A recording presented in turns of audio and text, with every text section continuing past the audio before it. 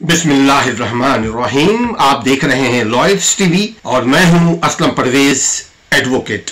नाज़रीन, जुर्म के असबाब, जराइम, क्राइम, फसाद, जितने भी कानून को तोड़ने के असबाब, यकीनन कानून टूटेगा तो जुर्म होगा। कानून तोड़ने वाला मुजरिम है और अगर कोई किसी भी एक पॉइंट को कोई ब्रेक करता है तो ब्रेक करने वाला मुजरिम है और मजमूई तौर पे वो अमल जो है वो जुर्म है। जुर्म और मुजरिम, वो जो अमल है वो जुर्म है, अमल करने वाला मुजरिम है और उस मुजरिम को पकड़ने वाले को आप इदारे बोलते हैं, पुलिस या कानून नाफिज करने वाले इदारे, और जो इंसाफ करने वाली जो ऑर्गन है उसको कहते हैं अदालत। मगर जितनी भी ये चीजें हैं, जुर्म से लेकर के उसकी सजा और जजा तक बहुत सारे इदारे इन्वॉल्व होते हैं। नाज़रीन, हम आज बात करने की कोशिश करेंगे कि ये जुर्म के असबाब क्या हैं। क्या इसमें रियासत का कोई किरदार है या रियासत बड़ी उज़्ज़मा है? रियासत सिर्फ अपनी सियासत खेले और रियासत के अवाम को जो असल में रियासत को मजबूत करने का सबब है, जो असल में सियासतदानों को फीड करने का सबब बनते हैं अवाम, वो अवाम को इग्नोर कर दिया जाए। क्योंकि अगर किसी रियासत में, अगर किसी स्टेट में, अगर किसी मुल्क में, अगर किसी माशरे में जुर्म आम हो जाए, मुजरिम दंडनाते फिरे, क्राइम जराइम करने वाले को स्मार्ट कहा जाए, अक्लमंद कहा जाए, भाई साहब कहा जाए, चौधरी साहब कहा जाए, जहां ऐसा होगा उस माशरे का, उस मुल्क का क्या हाल होगा हमारा आप दोनों जानते हैं।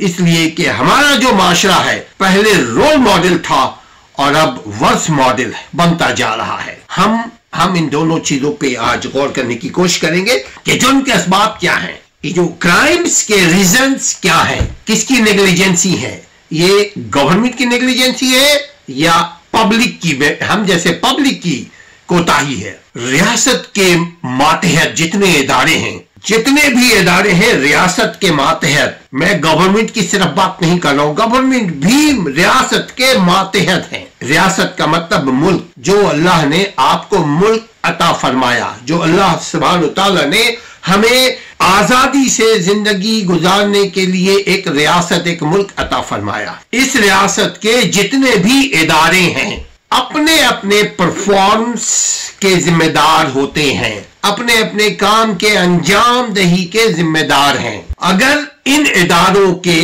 छतरी के नीचे कोई जुर्म हो रहा है तो इसका जिम्मेदार वही इदारा है जिस इदारे के छतरी के नीचे, जिस इदारे के सहारे तले, जिस इदारे के मरहून मिन्नत, जिस इदारों का नाम लेकर के मुजरिम जुर्म कर रहा है, तो जिम्मेदार इदारा भी है, जिम्मेदार वो क्रिमिनल भी है। और हम ये कहेंगे क्रिमिनल कम जिम्मेदार है, इदारा ज्यादा जिम्मेदार है। जिसने उसको नहीं रोका, जिसने उसको नहीं टोका, जिसने उसको जुर्म करने पे मजबूर किया, जो जुर्म कर एक मर्तबा किया वो यूं लगता है कि जैसे मौत तक जुर्म ही करता रहेगा। क्यों?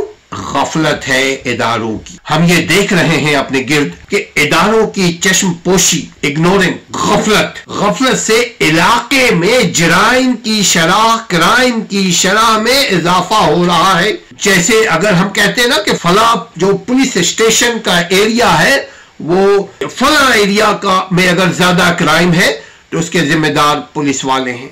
मजमूई तौर पे अगर क्राइम हो रहा पूरे रियासत में तो पुलिस के साथ अदालतें भी हैं, पुलिस और अदालतों के साथ साथ सियासी इदारे भी हैं, सियासी इदारों के साथ साथ जो रिलीजियस इंस्टीट्यूशंस हैं वो भी हैं, जिसको मस्जिद कहते हैं, जिसको मदरसे कहते हैं। क्योंकि हम जब अपना रोल अदा नहीं करेंगे तो यकीनन वो जगह खाली होगा और कोई ना कोई उस जगह पर आकर बैठ जाएगा। अगर वो अच्छी जगह है अच्छे लोग बैठेंगे, बुरी जगह है बुरे लोग बैठेंगे। जब इदारे, हुकूमत, कानून नाफिज करने वाले इदारे और कानून पसंद और कानून को फैलाने वाले, कानून को प्रोटेक्ट करने वाले, कानून पर अमल दरामद करने वाले इदारे अगर सुस्त रवि का भी शिकार होंगे तो इलाके में जराइम क्राइम की शरह में इजाफा होगा, रेट ऑफ क्राइम इंक्रीज करेगा। सुस्त रवि से भी, क्योंकि सुस्त का मतलब डिले और डिनाई कानून में एक ही है। किसी चीज को इतना डिले कर दो کہ اس کی روح نکل جائے. کرائم ہو یا اچھائی ہو یا برائی ہو, کسی چیز کو اگر ڈیلے کریں گے ہم تو اس کی خوبی نکل جائے گی, اس کی سینٹ نکل جائے گی, اس کی خوشبو بدبو نکل جائے گی. تو یہ دونوں یعنی مجرم جو جرم کرتے ہیں مجرم اور وہ جو ادارے ہیں جو اس مجرم کو روکنے ٹوکنے سزا دینے کے لیے ریاست نے بنایا ہے, یہ دونوں ذمہ دار ہیں برابر کے. ابھی ہمارے معاشرے میں کیا المیہ ہے کہ کوئی اگر بڑا آدمی جرم کرے, کوئی بیوروکریٹ جرم کرے تو وہ جرم نہیں ہے, کوئی سیاست دان جرم کرے تو وہ جرم نہیں ہے, چونکہ وہ جرم سیاست کے چھتری تلے کر رہا ہے, یعنی طاقت کے چھتری تلے کر رہا ہے.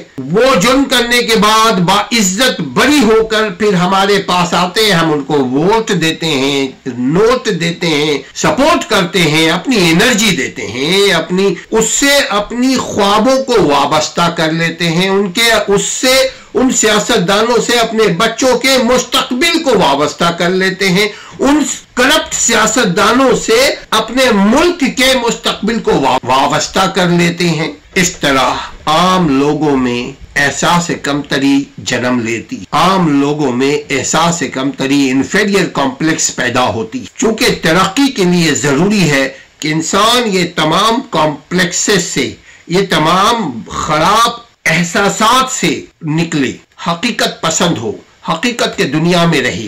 اور حقیقت یہی ہے کہ اس کو انصاف ملنا چاہیے. اگر وہ پڑھا لکھا ہے تو اس کی تعلیم, اس کی تربیت, اس کے ہنر کے اعتبار سے اس کو جاب ملنا چاہیے.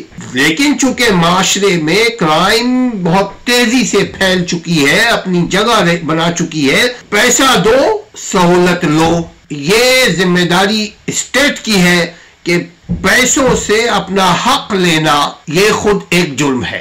ایک طالب علم کا حق ہے کہ وہ اچھی تعلیم, اعلیٰ تعلیم اپنے ملک میں, اپنے ریاست میں حاصل کرے, لیکن نہیں کر سکتا چونکہ وہ انگلش گرامر اسکول کو, اے لیول او لیول اسکول کو افورڈ نہیں کر سکتا. نتیجہ کیا ہوتا ہے, وہ پیلے اسکول میں جا کر ہماری طرح داخلہ لے لیتا ہے. بس وہی سے اس کی مستقبل تعین ہو جاتی ہے کہ یہ زیادہ سے زیادہ ایک بابو بن جائے گا, ورنہ عام طور پہ کلرک بن جائے گا, عام طور پہ سیلس مین بنے گا, عام سی زندگی گزارے گا. یہ بھی بہت بڑی بات ہے کہ اگر عام طور پہ ہو, 96% لوگوں کو جاب ہی نہیں ملتی. آپ جائیں یونیورسٹیز میں, یونیورسٹیز کے ریسرچ سینٹر سے معلوم کریں کہ آپ پچھلے سال جتنے بچے نکلے ہیں ان میں سے کتنے بچوں کو جاب ملی ہے, ان میں سے کتنے بچے آج کامیاب زندگی گزار رہے ہیں.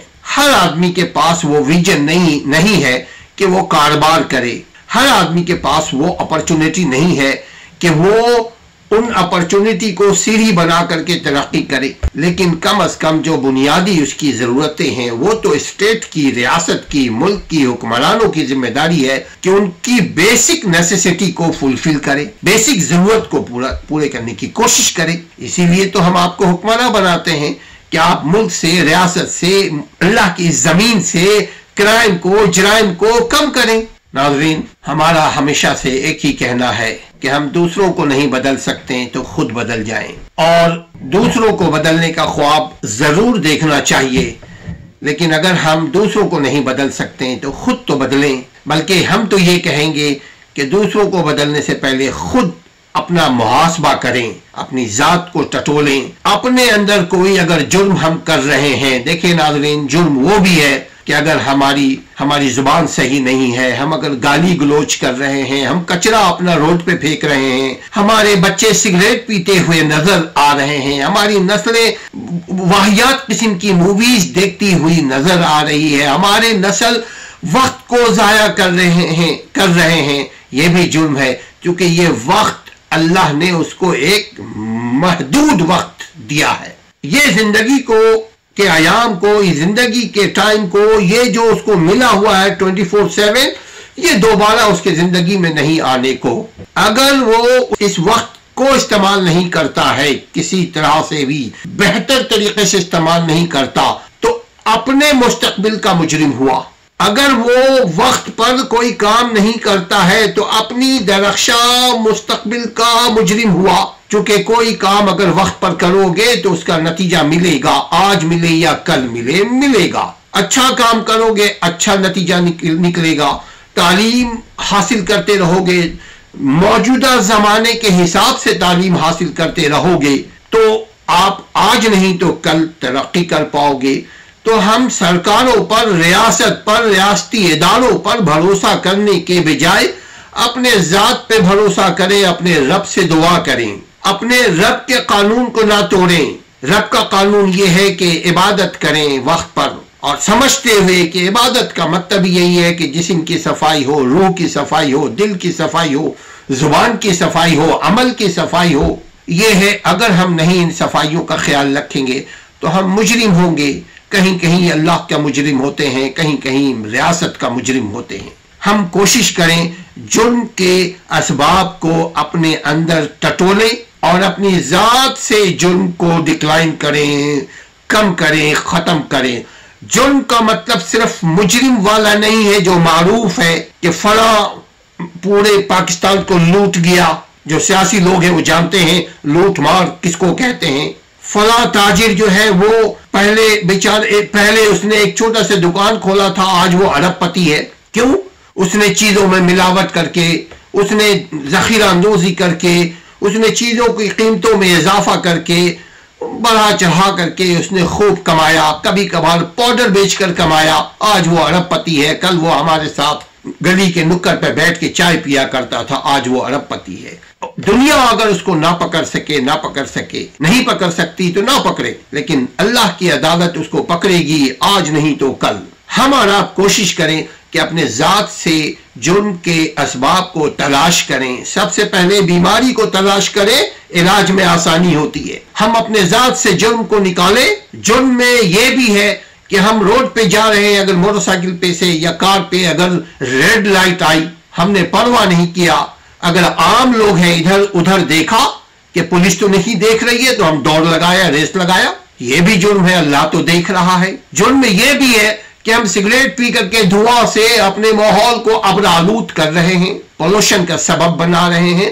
جرم میں اس کے بعد سگریٹ کی اس ٹوٹی کو اٹھایا پھینک دیا۔ جرم میں یہ بھی ہے ہم پان نسوار گٹکا یہ وہ چیزیں کھا کر کے اپنے دانت کو بھی خراب کر رہے ہیں اور ماحول کو بھی خراب کر رہے ہیں۔ تو اپنے اندر جرم کو تلاش کریں، اس اسباب کو تلاش کریں، جب مل جائے جرم تو اس کو ریموو کرنے کی کوشش کریں۔